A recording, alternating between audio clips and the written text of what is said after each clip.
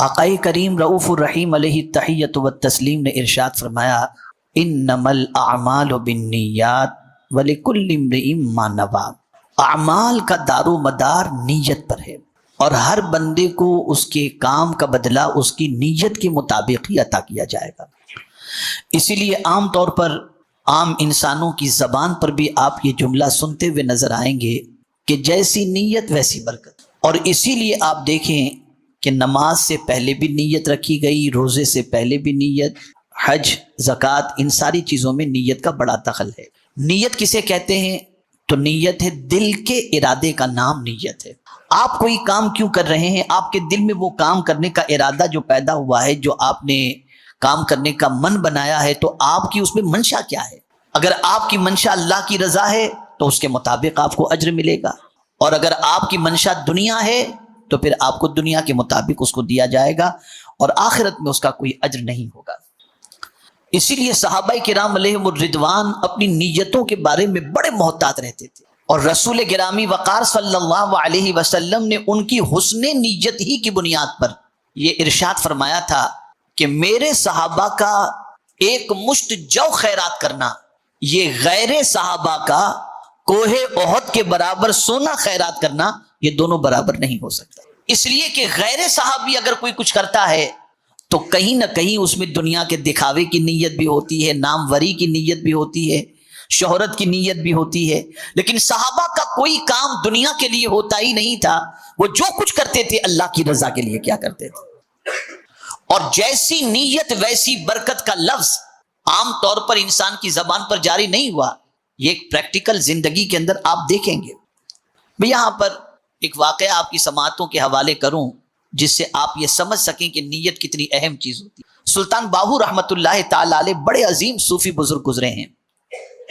ارشاد فرماتے ہیں کہ اگر کوئی شخص یہ سوچے کہ بہت نہانے سے، غسل کرنے سے، پاک صاف رہنے سے اللہ مل جائے گا، تو فرماتے ہیں کہ مچھلی پانی ہی میں رہتی ہے، اس کو اللہ مل جانا چاہیے، وہ پانی ہی میں رہتی ہے۔ اگر کوئی شخص یہ تصور کرے کہ سر کے بال منڈوا لیں گے اور گنجے ہو جائیں گے تو اللہ مل جائے گا، تو فرماتے ہیں کہ بہت سارے ایسے جانور ہیں جن کے سر پر بال نہیں ہوتا، جسم میں بال ہوتا ہے، تو ان کو بھی اللہ مل جانا چاہیے۔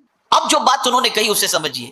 اور اگر کوئی یہ سمجھتا ہو بہت اللہ کا ذکر کرنے سے اللہ مل جائے گا، تو ایک جانور ایسا ہے جو غروب آفتاب کے بعد الٹا لٹک جاتا ہے درخت کے اوپر اور پوری رات وہ ذکر کرتا رہتا ہے، تو اسے اللہ مل جانا چاہیے۔ پھر انہوں نے وضاحت فرمائی کہ اللہ ملتا کس کو ہے، اور اس کے بعد انہوں نے فرمایا اللہ اس کو ملتا ہے جس کی نیت درست ہوتی ہے، اسے اللہ مل جاتا ہے۔ ہم اپنی زندگی میں اپنے کاموں کا جائزہ لیں، بہت کم شاید کوئی کام ایسا ہوگا جس کے اندر ہماری نیت درست ہو۔ درست سے مراد یہ ہے کہ وہ ہمارا کام خالص اللہ اور اس کے رسول جل جلالہ و صلی اللہ علیہ وسلم کے لیے۔ ہماری ہر کام کے اندر نیت جو ہے یا تو فطور والی ہوتی ہے، یا اس نیت کے اندر دنیا کی چیزوں کے حصول کا مقصد پوشیدہ ہوتا ہے، یہاں تک کہ خانہ کعبہ کی زیارت۔ بلکہ میں آپ کو ایک صاحب کا واقعہ سناؤں۔ ایک صاحب بار بار حج کے لیے جاتے، ایک دن میں نے پوچھ لیا، میں نے کہا یار ماشاءاللہ آپ بھی بہت حج کر رہے ہیں، خیریت تو ہے؟ کہا بس سرکار نے فرمایا حج کرو اور مالدار ہو جاؤ۔ تو 5 دن کی تکلیف سے اگر مالداری ملتی ہے تو کیا تکلیف ہے، اٹھا لیتے تکلیف۔ حقیقت میں آقا کریم صلی اللہ علیہ وسلم کا ارشاد ہے حج کرو اور مالدار ہو جاؤ، لیکن مالداری کے لیے حج کرو یہ نہیں فرمایا۔ قرآن کہتا ہے وَأَتِمُّ الْحَجَّ وَالْعُمْرَةَ لِلَّهِ، اللہ کے لیے حج اور عمرہ کرو، مقصد صرف۔ اور یہاں حضور کا ایک ارشاد میں آپ کو سناؤں تو آپ کا ایمان تازہ ہو جائے گا۔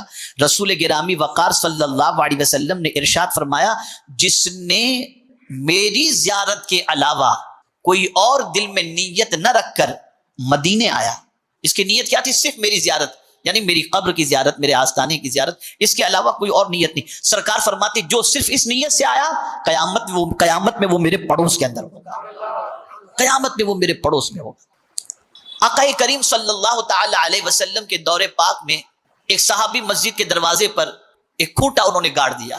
کچھ دیر کے بعد دوسرے صحابی تشریف لائے، انہوں نے اس کھوٹے کو اکھاڑ کر کے پھینک دیا۔ صحابہ حضور کی خدمت میں حاضر ہوئے، عرض کرنے لگے یا رسول اللہ صلی اللہ تعالی علیہ وسلم، آپ کے ایک جانثار نے دروازے پر کھوٹا گاڑ دیا اور دوسرے نے آ کر اکھاڑ دیا۔ سرکار نے مراقبہ فرمایا، کچھ دیر کے بعد ارشاد فرمایا دونوں کو ثواب ملے گا۔ کیا فرمایا حضور نے؟ دونوں کو ثواب ملے گا۔ صحابہ حیرت میں پڑ گئے، ایک کا کام تو بڑا عجیب، کھوٹا گاڑنے کا کام، دوسرے کا نکالنے کا کام، دونوں کا اپوزٹ کام ہے نا۔ ایک کا لگانے کا کام، ایک کا اکھاڑنے کا کام، اور ثواب دونوں کو مل رہا ہے. تو صحابہ حیرت میں پڑ گئے، عرض کرنے لگے یا رسول اللہ صلی اللہ تعالی علیہ وسلم دونوں کو ثواب؟ سرکار نے فرمایا رکو. پھر دونوں صحابہ کو حضور نے بلایا، قربان جائیے میرے آقا کی نظر پر کہ سرکار دلوں کے حالات کو بھی جانتے ہیں اور نیت کو بھی جانتے ہیں. اسی لیے اعلیٰ حضرت کہتے ہیں اور کوئی غیب کیا تم سے نہاں ہو بھلا، جب نہ خدا ہی چھپا تم پہ کروڑوں درود. سرکار دلوں کے حالات کو جانتے ہیں. اسی لیے فرمایا گیا مدینے میں جب تم جاؤ اور حضور کی بارگاہ میں حاضر ہو تو خیال رکھنا تمہارے دل کے ارادے کو بھی حضور دیکھ رہے ہیں. یہ سرکار کی شان. سرکار صلی اللہ علیہ وسلم نے دونوں صحابہ کو بلایا. پہلے صحابی جنہوں نے کھوٹا گاڑا تھا ان سے پوچھا سرکار نے صحابہ کے درمیان کہ تم نے یہ کھوٹا کیوں گاڑ دیا تھا؟ عرض کرنے لگے یا رسول اللہ صلی اللہ تعالی علیہ وسلم آپ کے صحابہ مسجد میں تشریف لاتے اور کوئی اونٹ پہ سوار ہو کر آتا، کوئی گھوڑے پر سوار ہو کر آتا، کوئی کچھر پر سوار ہو کر کے آتا اور اپنے جانوروں کو باہر یوں ہی چھوڑ دیتے اور نماز کے لیے اندر تشریف لے جاتے. لیکن جب نماز پڑھتے ہوتے تھے نا تو ان کے دماغ میں یہی خیال گھوم رہا ہوتا کہ اونٹ باہر ہوگا یا بھاگ گیا ہوگا. یہ ان کے دماغ میں خیال گھومتا رہتا تھا. تو سرکار میں نے سوچا کہ میں کھوٹا گاڑ دوں تاکہ لوگ اپنے جانور کو ادھر باندھ دیں، تو جب جانور بندھے ہوئے رہیں گے تو ان کا دل نماز میں لگے گا. تو میں نے اس نیت سے کھوٹا لگا دیا. رسول اعظم صلی اللہ علیہ وسلم نے صحابہ سے فرمایا میرے صحابیوں اب کیا خیال ہے اس کے بارے میں، اس کو ثواب ملے گا یا نہیں ملے گا؟ تو سارے صحابہ چیخ اٹھے یا رسول اللہ صلی اللہ علیہ وسلم بالکل ان کو ثواب ملنا چاہیے، ان کی نیت بڑی اچھی ہے، ثواب ملنا چاہیے. چلو اب یہ کام تو ہو گیا. اب سرکار صلی اللہ علیہ وسلم نے اس صحابی کو بلایا جنہوں نے کھوٹا اکھاڑ دیا تھا. آقا کریم صلی اللہ علیہ وسلم نے انہیں طلب فرما کر ارشاد فرمایا میرے صحابی انہوں نے کھوٹا لگایا اور تم نے کھوٹا اکھاڑ دیا، کیا وجہ تھی؟ تو اب صحابہ کو حیرت تھی کہ ان کا جواب کیا ہوتا ہے. اب وہ صحابی کہنے لگے یا رسول اللہ صلی اللہ تعالی علیہ وسلم نماز کے لیے آنے والوں میں نابینا صحابہ بھی تھے، تو میں نے سوچا کہ یہ کھوٹا گڑا ہوا رہے گا تو ٹھوکر لگ جائے گی تو کہیں گر جائیں گے نابینا صحابی تو ان کو تکلیف پہنچے گی، اس لیے میں نے کھوٹا اکھاڑ دیا. رسول اعظم نے صحابہ سے پوچھا بتاؤ ان کے بارے میں کیا خیال ہے؟ کہا حضور انہیں بھی ثواب ملے گا. تب میرے آقا نے فرمایا اللہ نیت کے مطابق اجر عطا فرماتا ہے. یہ دونوں کی. مجھے بہت کم شاید کوئی ایسا بندہ ملا ہو جو وظیفے پڑھتا ہو اللہ کی رضا کے لیے، تلاوت کرتا ہو اللہ کی رضا کے لیے، نماز پڑھتا ہو اللہ کی رضا کے لیے، مکہ جاتا ہو اللہ کی رضا کے لیے، مدینے جاتا ہو اللہ کی رضا کے لیے. ہر کوئی اپنی پریشانی کے سولوشن کے لیے ہی جاتا ہے. میں یہ پڑھوں گا تو یہ پرابلم. اسی لیے باباؤں کا دور چل رہا ہے. جتنا لوگ علماء کے پاس نہیں جاتے مسئلہ پوچھنے کے لیے، اس سے زیادہ باباؤں کے پاس جاتے ہیں. اور جتنا لوگ علماء کی خدمت نہیں کرتے اتنے باباؤں کی خدمت کرتے. اس لیے کہ ہر چیز میں ہم پر دنیا مسلط ہو چکی، اللہ کو ہم بھول گئے. اور بھولنے کا عالم یہ ہے کہ ڈاکٹر اقبال مجبور ہو کر کہہ اٹھے خیال رزق تو ہے رزاق کا خیال نہیں، روزی کی فکر تو ہے روزی دینے والے کی فکر نہیں. یہ ہمارا حال ہے. ہمارا کوئی کام اللہ کے لیے نہیں رہ گیا، بلکہ یہاں تک کہ نماز جنازہ میں شرکت بھی اللہ کے لیے نہیں رہ گئی. چلو یار چل کر کے منہ دکھا دیں، اس کو لگے گا کہ میں بھی آیا ہوں. یہ حال ہو. بیمار کی عیادت بھی اللہ کے لیے نہیں رہ گئی. ہم بیمار ایسا بندہ ہو جو مالدار ہو تو جائیں گے، اور غریب ہوا تو اچھا بھائی پوچھ لینا میری طرف سے. یہ حال ہمارا ہو. سب چیزوں میں نیت میں فطور. بے برکتی کی سب سے بڑی وجہ اور سب سے بڑا سبب ہماری نیت میں کھوٹ ہے. تھوڑا سا اور نیت کے بارے میں کہوں تو اور سمجھ جائیں گے. تھوڑا قریب لے آؤں آپ کو میں. آج لوگ پیسہ لیتے ہیں تو اسی نیت سے کہ واپس لوٹانا نہیں. اتنا فطور نیت میں ہو گیا. کرائے کی جگہ لیں گے کرایہ نہیں دینا، اور پھر شکایت کرتے ہیں برکت ختم ہو گئی. پہلے نیت تو ذرا دیکھ تیری کیا ہے. مجھے یاد ہے ایک صاحب مسجد نبوی شریف کے صحن میں نماز پڑھ رہے تھے، باہر کی سائڈ میں گنبد کے ادھر، اور بہت دور پڑھ رہے تھے. تو میں نے ان سے گزارش کی، میں نے کہا یار اندر آرام سے نماز پڑھو، وہاں سے گنبد بھی نظر آتا ہے، مسجد کے اندر بھی ہوگا تھوڑا سا اچھا رہے گا. کہا نہیں مجھ سے ملنے والے بہت سارے لوگ ادھر سے گزرتے ہیں نا، تو مجھے نماز پڑھتا ہوا دیکھ کر رک جائیں گے تو میری ان سے ملاقات ہو جائے گی. میں نے کہا یا اللہ یہ حال ہے. وہاں بھی اپنی فکر، وہاں بھی اپنی فکر. تو نیت کو درست کرو. اسی لیے امام عشق و محبت نے فرمایا آدمی نماز کے لیے جب جاتا ہے مسجد کے لیے تو پہلی نیت تو اس کی ہوتی ہے نماز پڑھنا، لیکن فرماتے ہیں کہ اور نیتیں ساتھ میں کر لیا کرو. میں اس لیے مسجد میں جا رہا ہوں کہ پہلی صف میں جگہ مل جائے تو مجھے اس کا ثواب مل جائے. میں اس لیے مسجد جا رہا ہوں کہ اللہ کے گھر کی زیارت کروں گا جس سے میرے قلب کو سکون نصیب ہو جائے گا. میں اس لیے مسجد جا رہا ہوں کہ راستے میں مسلمان بھائی مجھے ملیں گے تو میں ان کو سلام کروں گا. میں اس لیے مسجد جا رہا ہوں تاکہ جلدی پہنچ کر تحیت المسجد ادا کر لوں گا. میں اس لیے مسجد جا رہا ہوں کہ راستے میں کوئی سائل ملے گا تو میں اسے کچھ دے دوں گا. میں اس لیے مسجد جا رہا ہوں تاکہ کوئی بھٹکا ہوا انسان مل جائے تو اسے راستہ دکھا دوں گا. میں اس لیے مسجد جا رہا ہوں کہ کوئی پیدل جانے والا ہو تو میں اس کو اپنی سواری پر بٹھا کر کے لے جاؤں گا. فرماتے ہیں کہ اگر یہ نیتیں تم نے کر لی تو مسجد تو جا ہی رہے اور نماز تو پڑھو گی، اتنی نیتوں کے عوض میں اللہ اس کا ثواب بھی تمہیں عطا فرما دے گا. مولانا روم رحمۃ اللہ تعالی علیہ فرماتے ہیں کہ ایک شخص نے اپنا گھر بنایا تو روشن دان اس نے لگایا کہ نیت یہ تھی کہ یہاں سے روشنی آئے گھر کے اندر.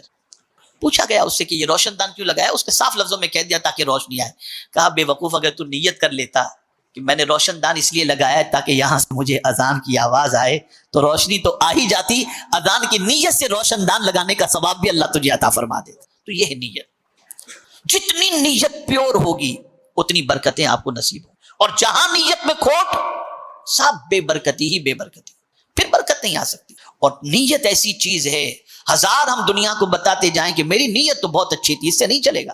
آپ قدرت کے بارگاہ میں جواب دیو. اسی لیے قرآن کہتے ہیں قل ان تخفوا ما فی صدورکم او تبدوه یعلم اللہ ویعلم ما فی السماوات وما فی الارض واللہ علی کل شیء قدیر. میرے محبوب صلی اللہ علیہ وسلم آپ فرما دیجئے ان تخفوا ما فی صدورکم، جو کچھ تم نے تمہارے دل کے اندر چھپا کے رکھا ہے، یعنی تمہارے دل کا جو ارادہ ہے، وَإِن تُبْدُوهُ، اور جو کچھ تم ظاہر کر رہے ہو، کوئی جانتا ہو یا نہ جانتا ہو اللہ جانتا ہے.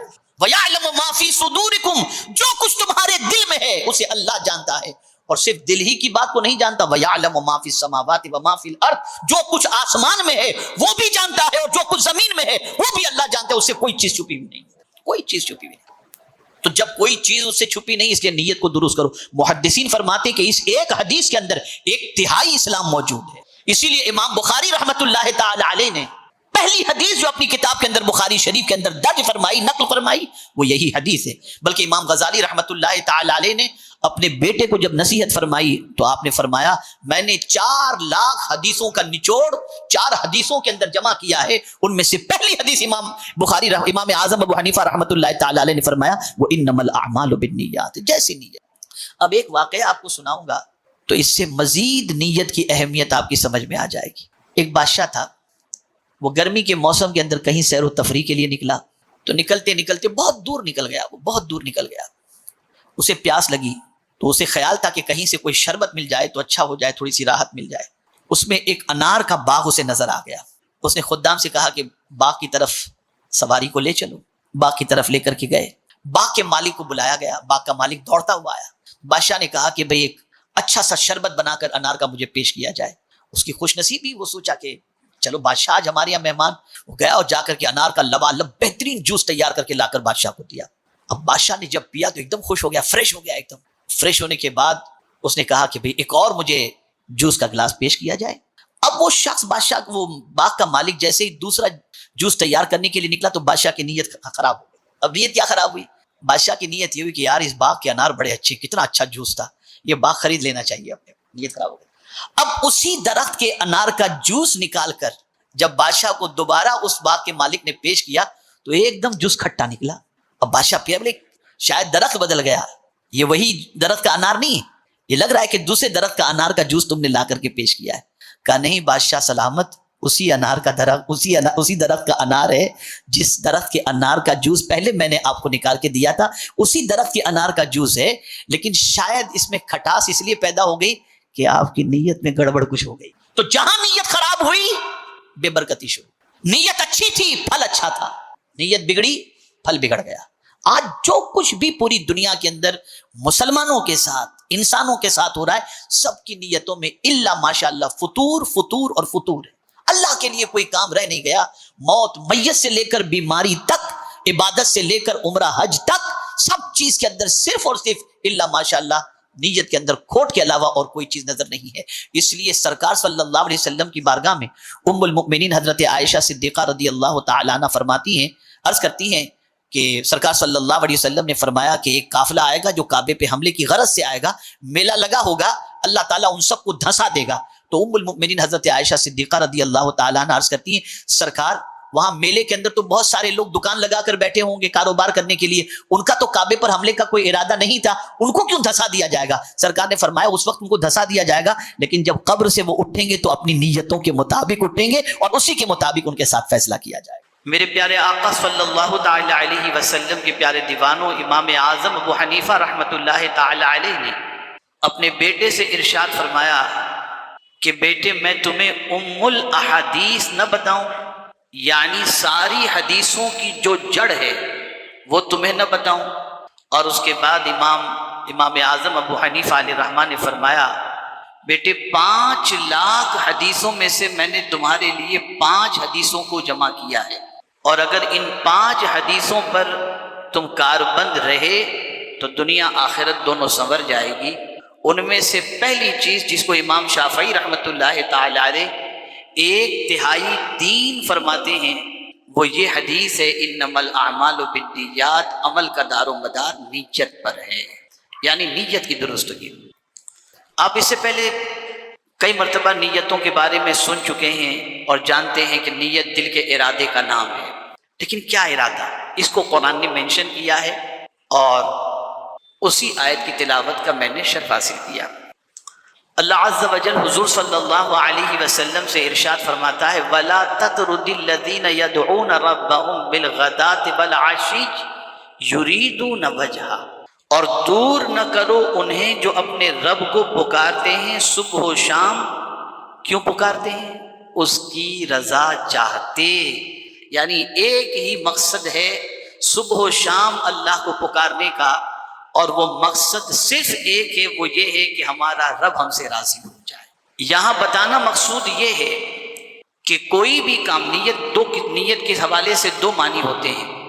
ایک تو نیت ایک چیز کو دوسری چیز سے جدا کرنے کے لیے ہوتی ہے۔ مثال کے طور پر ہم سنت ادا کر رہے ہیں تو ہم نے سنت کی نیت کی، لیکن ہم ایک ساتھ میں ظہر کی 12 رکعتوں کی نیت نہیں کر لیتے کہ نیت کرتا ہوں میں ظہر کی 12 رکعتوں کی، نہیں، 4 کی کرتے ہیں، پھر 4 کی کرتے ہیں، پھر 2 کی کرتے ہیں، پھر 2 کی کرتے ہیں۔ تو اب یہ نیت کی وجہ سے سنت الگ ہو گئی، فرض الگ ہو گئی، سنت الگ ہو گئی، نفل الگ ہو گئی۔ تو دل کے ارادے کو بھی نیت کہتے ہیں، لیکن ایک نیت کا معنی یہ ہوتا ہے کہ تمہارے عمل کے اندر فصل پیدا کر دے، جدائی پیدا کر دے۔ جیسے ایک ہوتا ہے رمضان کا روزہ اور ایک ہوتا ہے عاشورے کا روزہ، دونوں کے روزے کی نیت الگ ہے۔ الگ سے مراد ایک فرض روزہ ہے، ایک نفل روزہ ہے۔ اسی طریقے سے میرے پیارے آقا صلی اللہ علیہ وسلم کے پیارے دیوانوں، ہم اللہ کے نام پر دیتے ہیں اور اس کی رضا کے لیے دیتے ہیں، تو ایک ہم زکوٰۃ دیتے ہیں تو زکوٰۃ کی نیت جدا ہوتی ہے، صدقہ نافلہ کی نیت ہماری جدا ہوتی ہے۔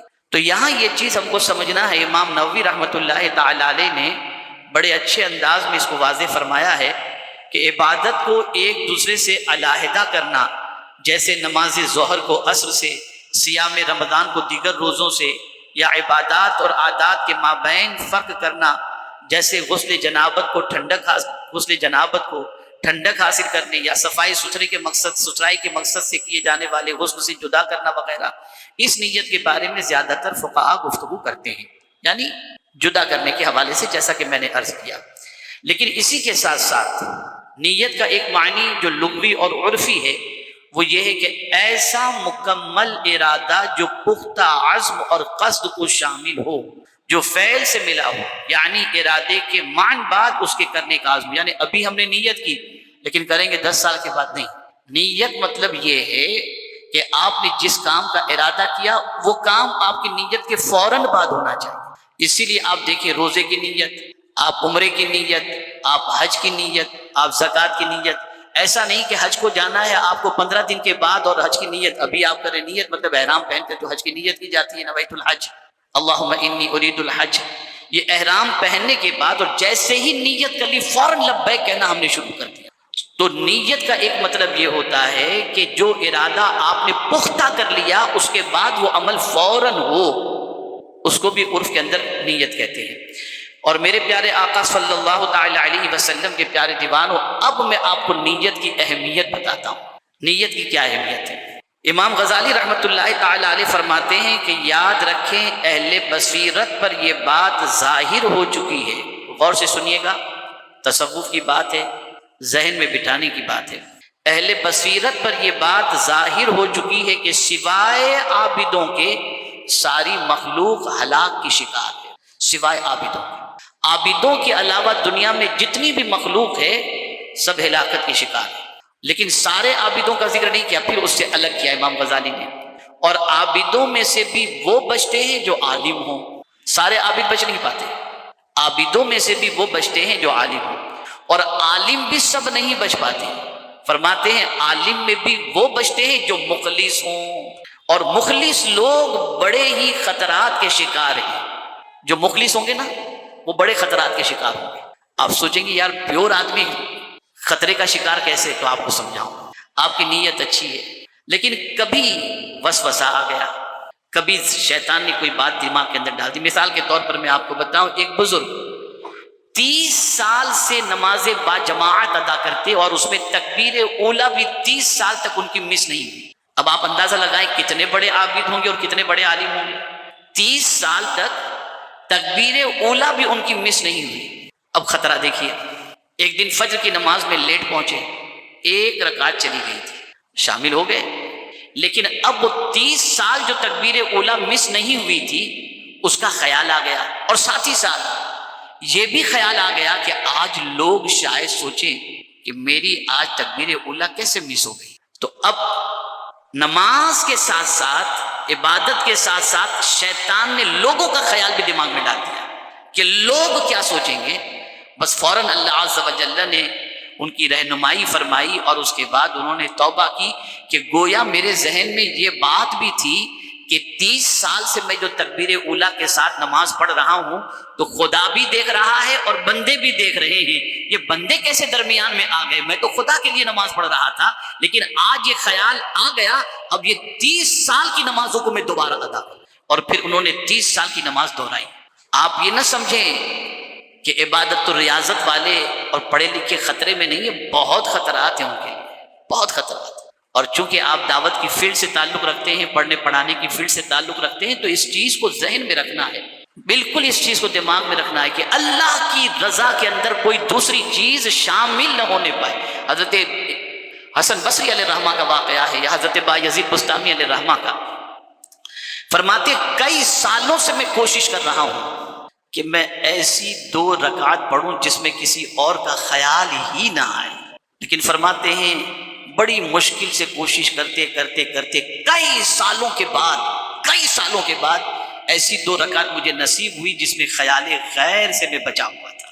میرے پیارے آقا صلی اللہ علیہ وسلم کے پیارے دیوانوں، اگر ہم نے بہت عبادت کی، بہت دین کا کام کیا، بہت محنت و مشقت کی، لیکن کہیں سے بھی یہ خیال اللہ کی رضا کے علاوہ کا آ گیا، محنت برباد، فنش۔